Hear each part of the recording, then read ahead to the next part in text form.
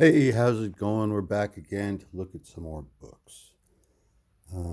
Let's see what we can do real quick to get this organized. Move these guys back out of the way. We got everything down there. I haven't moved the stack of the stuff we went through in the last video yet. So we're going to move it right now. Hope you're all doing well and having a nice day or evening. Thanks for joining me here again to look at my collection of books that I unpacked a couple weeks ago, and now we're organizing them and finding places for them. So the last video ended on us looking at this book, The 50s, which is a compilation of 1950s science fiction stories that I received as a gift from my older sister, Christmas of 1981.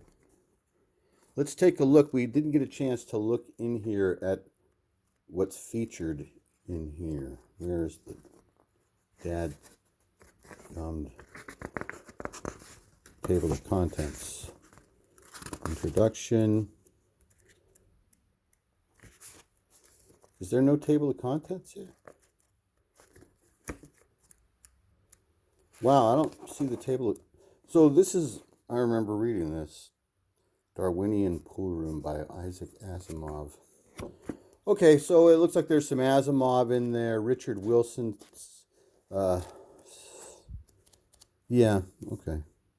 Let's move on. Let's just move on. Here's a book that I never used, but I got at a thrift store. It's called Where Should We Take the Kids? It's one of those Fodor, see, one of those guides. These are really high quality travel guides. I picked this up at a thrift store. Yeah, this is definitely from a thrift store. I never read this, but it's, I think I definitely looked through this. This is really good. This will go in the stack that I have. Oh, look, there's Morro Rock. Wow, this is a lot of fun going through here, especially if you're from California. You just look through here and remember stories by looking at the locations. I could just tell you guys stories about all these places. I've been to everything in here I think I've been to. So, North Star, the Tahoe, real close to where we are right now. I'm going to save this for my youngest son who has children. So that will go into the stack of things for him and my daughter-in-law. Okay, next book. Umberto Eco, The Island of the Day Before. I started reading this at work but didn't finish it. I first learned about Umberto Eco from a friend of mine in the Army who was reading that book right there, The Name of the Rose. It says author of The Name of the Rose. And he told me it was really good. This is when we were stationed in Korea. Good friend of mine. We're all retired now. But he went far in the military, Dan did. So anyway, Dan was this cultured guy. He had gone to school with Brent Jones, the professional football player for the San Francisco 49ers, the wide receiver, or not, he was a tight end. Anyway, that's how I ended up getting Brent Jones' autograph. Dan knew Brent from college. They both went to Santa Clara University. And yeah, so I trusted Dan on Umberto Eco. I started reading this. I lost interest because I was working really a lot. But I haven't read it yet, so I kept it because we're going to read the rest of it and restart it and read it, and we'll maybe make a video about Umberto Eco. Roots by Alex Haley. I haven't read this, but I have watched the miniseries twice. I watched the miniseries when it first came out when we were kids. Then I watched it recently, a couple years ago, when it was on Tubi, I think. Now, I think this is the edition my mother gave me from her library. It is, oh good. So this would have been the edition of Roots that my mother and my older sister read right around the time, maybe just shortly before it would have been before the miniseries came out. Because remember when we were watching Roots, they knew everything that was happening. You know, they were doing that thing while we were watching it, my mom and my older sister, they're going, oh, this part isn't as good as it could have been, or they left out that part, or there wasn't enough Chicken George, or I don't know what they said. But this is the book that they read, so I'm going to read it. It's quite a large tome. So we'll find out how good of a writer Alex Haley really is. I don't know. We're going to find out. All right. Next book. It's another old book from my mother, no doubt. Oh boy, this is a good one. It's Brave Men by Ernie Pyle. Oh, there's definitely a reason she gave me this book, right? Yeah. So this has her original plate in it. If you've watched some of the earlier or the one of the or two, there's two videos before this. The books that are the oldest books I have came from my mother's collection, probably from the 1930s and 40s. And this looks great. I haven't read this yet. So this is Ernie Pyle. He was a war correspondent in World War II. They made a movie, I think it's called The Story of G.I. Joe.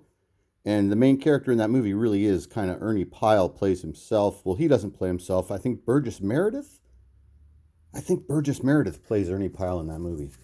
Ooh, this is going to be good.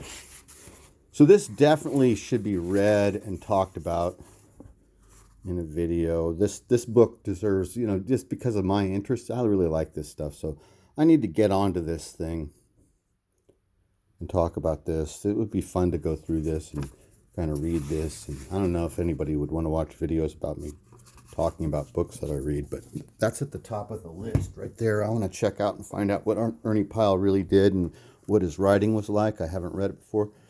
This is my first Guinness Book of World Records. Got this for either Christmas or my birthday. And look, there's I don't know what's up with me and the camera today. I'm sorry, guys. Anyway, thanks for joining me. Guinness Book of World Records, edition 1977. So, as I mentioned, this is either my birthday or Christmas, 1977. This is the first time I have a Guinness book. I requested this. I asked. This was on my Christmas list, if I remember correctly. Like, I knew this existed. I had seen it. This is a really nice hardcover version, without the dust jacket. Oh, look, it's those guys. The McGuire brothers. I've been here, the Old Faithful.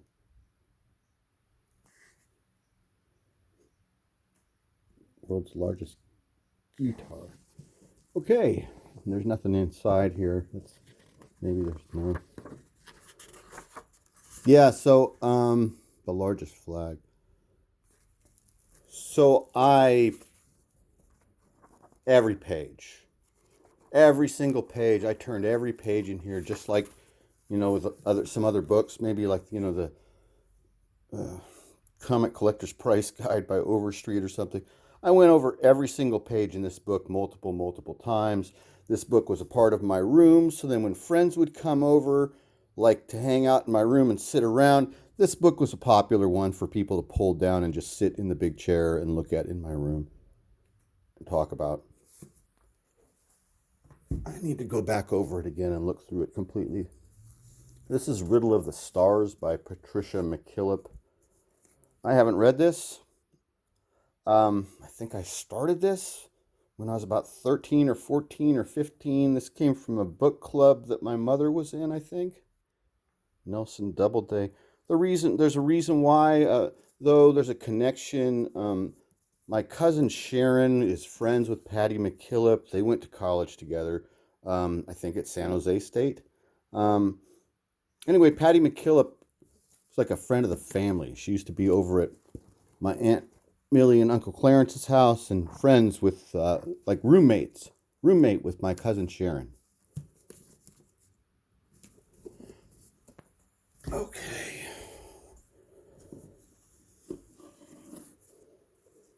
The Other by Thomas Tryon. Yeah. So this guy is a good writer. I read this when I was a kid, and it was really scary. Like, I think I might have read this before I even read any Stephen King. He wrote another book, I think it's called Harvest Home, and I read that one too. These came from my mother. These were part of her collection. So she read this book, my sister read this book, then we saw this movie. It was really scary. I remember really being scared by this movie in the movie theater. And then I read the book later, but not long later, like a year or two later. So this story is about these two twins, Niles and Holland. This story, and their kids, they're like 10 years old or something. There's Tom Tryon. I think he was an actor. I think that this guy made some monster movies or something back in the day. Or he was married to someone. Anyway, this story is scary and creepy because it's about death. And I was a little kid that had experienced, like, death had happened close in my family. And so, like, I had lost my dad when I was little. So and then also I was kind of, just like these kids in this book, I was kind of on my own a little bit. I mean, this book takes place, I think, in the 1930s, but in the 1970s, there wasn't that much difference in certain ways about how kids and adults lived separately. So I processed death on my own for the most part, running around the neighborhood, which is what this is about in a strange way. This is also about some pathology, some mental illness of some sort, I believe. Okay, the other great book, I recommend this, and I recommend the movie too. It's really good. All right, let's put the other here, right back where it was. We'll slide it in there, and then we'll move this car. Oh, get to the next books. This is a 1966 Rambler station wagon from a dealership. Classic 770 Rambler wagon in Antigua red and frost white. So this isn't a toy. This is a dealership display model from a car dealership in 1966. Let's move that somewhere. Okay. The Illustrated Man by Ray Bradbury. This is a beat-up version that must have come from some library that I picked up somehow, somewhere, and I don't remember. But this was my version of The Illustrated Man by Ray Bradbury. You can see that this is ripped out. And this was my first exposure. Like, before I got the couple paperbacks, before I read, like, The Halloween Tree, and what was the other one? What is it? It's not Apricot Wine. What the hell is it? I don't know why I can't think of it right now. Anyway, you know, the other short stories. Apricot Wine or something, Martian Chronicles. So before I read any of that in paperback form, this is my first exposure to Ray Bradbury right here. So I'm about 11 or 12 maybe when I'm first reading this. Maybe 12. A little bit younger. I'm going to read it again, I guess. It's been so long. I guess this will be a shorter video today. Not sure why, but I've done enough talking. You know, these videos that I make involve a lot of talking, and it's just me doing the talking. It's all done in one take. It's all completely ad-libbed and on the spot. I don't pre-look at the book purposefully so that I'll have something to talk about. Larry McMurtry said something nice about this book. It's called Uneasy Rider, The Interstate Way of Knowledge by Mike Bryan. It's got a nice cover. I don't remember what this is about. It looks like one of these male testosterone-filled self-help books that I used to buy and read. They call it a travel book. In this offbeat and original road book, cultural observer Mike Bryan takes issue with the traditional idea that the real America is to be found somewhere on our scenic backroads. But okay, it's just, you see what it is. So it's not any self-help stuff. What is this? Like just roadside attraction stops. It looks pretty good. Could be good. We'll check it out. We'll look at it. What's this? This is why we open these things up. This could be more interesting than the book itself. This is where I got this. Book sale. Monthly used book sale, Rockland Branch Library. So this is where this book came from. Moving right along. This is a Tarzan book that I've had since I was a kid. I got this when we were on vacation, Tarzan the Terrible. This is the only one of these old Tarzan hardbacks that I own in my collection. Everything else is all paperback that I started reading when I was a kid. But this is the one that I read and that I got that's a hardback. The spine is faded. This came from a used bookstore. It's from the library of Waldo G. Bennett. That's nice. It says $2.50 up there.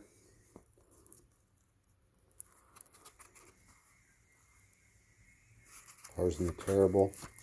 Very yellow pages.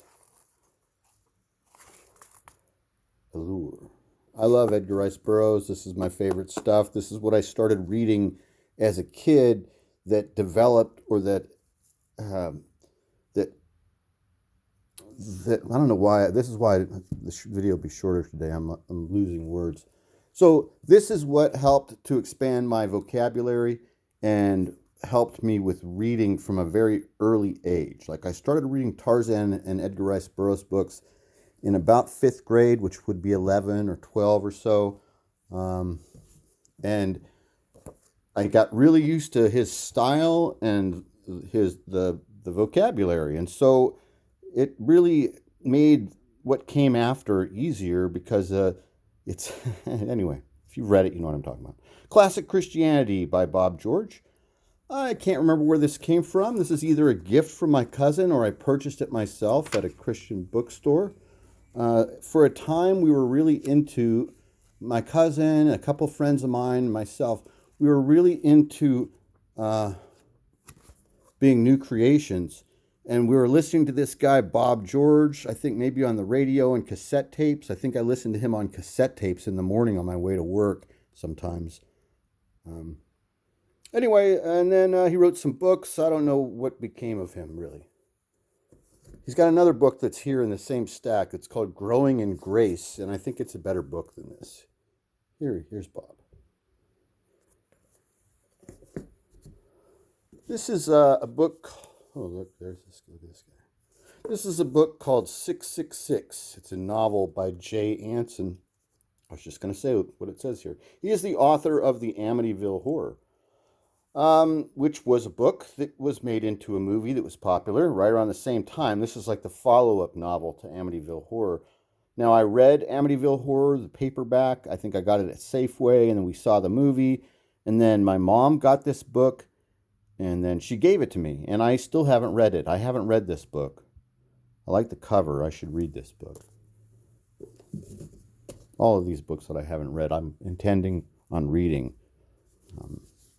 or giving away once I have read.